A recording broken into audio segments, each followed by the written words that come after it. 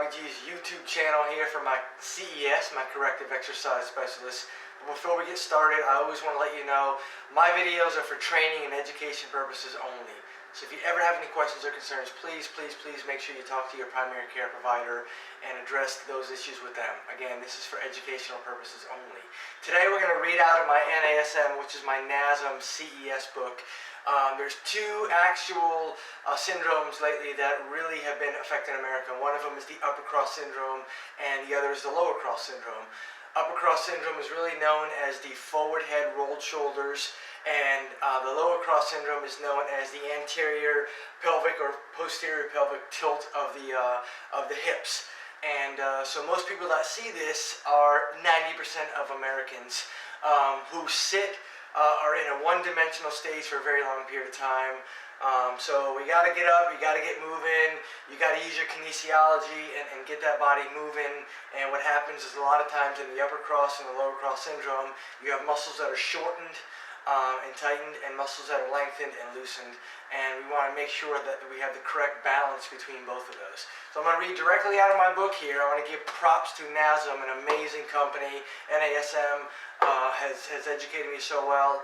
I have a bachelor's of science in kinesiology and exercise science, but this really took me to the next level to be more clinical and preventative as well. So really quickly, Uppercross Syndrome. Individuals with Uppercross Syndrome are characterized by rounded shoulders and a forward head posture. The pattern is common in individuals who sit a lot or who develop pattern overload from one-dimensional protocols. Again, from sitting a lot, standing a lot, yes, but usually standing a lot is Lower Cross Syndrome, and we'll get to that in my next video. But right now, again, people who sit a lot, kind of people on cell phones, individuals who sit at a desk with the forward head, the rolled shoulders, student posture is huge.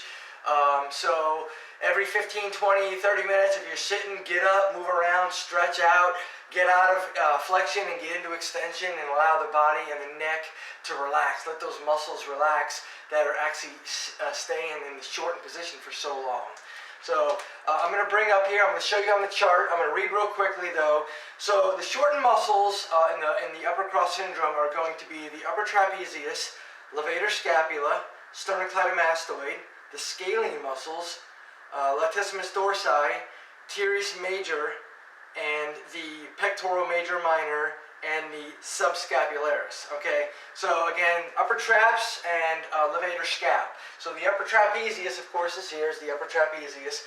Levator scap, levator means elevate, scap is scapula. So the levator scapula, the muscles here, allowing you to elevate that scapula. Okay, and sternocleidomastoid, so it has three connections: the sternum, clavicle, and the mastoid process. Okay, so of course your sternum, okay, so you can see it right here in the video. You have the sternum, then you have the clavicle and the mastoid process. This muscle always engages when you're in that Uppercross Syndrome. Okay, the scalenes, they actually go kind of superficial to your SCM. So those are the muscles that a lot of people don't talk about, but they're just here on the superficial area, right by the sternocleidomastoid, and those are locked up too while you're in that Uppercross Syndrome. The next one is going to be the teres major, which is not really one of the rotator cuff muscles, but it is in that area. So your teres major, so you get into here, so your teres minor is here, and then of course your teres major is right here. So if you look at the posterior view here, you'll see the teres major right there. Again, that one is also engaged as well. And the subscapularis, which is one of the muscles of the rotator cuff. So subscapularis, sub meaning below, scapularis meaning below the scapula.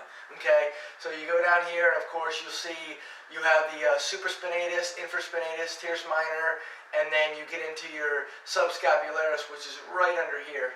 So again, same area, allowing the muscles to be shortened. If you notice, most of those shortened muscles are in this area here, okay, with that forward head posture. And then pectoral major and minor. Of course, the pectoral major, of course, is the larger part. The pec minor is up here. So again, pec major and minor also engaging in the shortened muscles. Now your lengthened muscles or your weakening muscles are going to be your deep cervical flexors, serratus anterior, the rhomboids, the mid-trapezius, the lower trapezius, the teres minor, and the infraspinatus. And again, you're going to hear some rotator cuff muscles too. So it's funny how two of the muscles in the rotator cuff are shortened and two are lengthened. Okay, so deep cervical flexors, so that's these muscles right here. So when you have that forward head, these deep cervical flexors, meaning in the cervical area, the C-spine area, are always lengthening, okay? And then your serratus anterior, okay, which is kind of right in this area here, they call it the boxer muscle. So your serratus anterior is also a lengthened muscle. The rhomboids, okay, rhomboids are the antagonists or the opposite of the pectorals, okay? So the pectoral majors are a large muscle. The antagonist would be the rhomboids, okay? So you get back into a rhomboids area and you can actually see you have rhomboids majors and minor, and you know they are a smaller muscle and they're right in this area right here. And next would be the teres minor, which I said earlier. So again, the teres minor right here, part of the rotator cuff, okay? And you have the infraspinatus, okay? So infra meaning below, the spinatus, which is the spine of the scapula, okay? Again, this area right here. So you will have shortened and lengthened muscles in this Uppercross syndrome in the rotator cuff. Definitely got to watch out for that. You'll feel some pain, some soreness back here in this area. You're going to feel some soreness maybe while you're chewing, because that's the insertion point of the mastoid process from the sternocleidomastoid. So these are areas that are you may have some like referred pain. So again, all up in this area right here is where a lot of your Uppercross syndrome is going to be affected. And so I'm going to link a video at the bottom of this. I'm going to link a link to the bottom of this video, and it's going to actually break it down and show you more of the muscle groups. And stay tuned for the lower cross syndrome. Have a great day.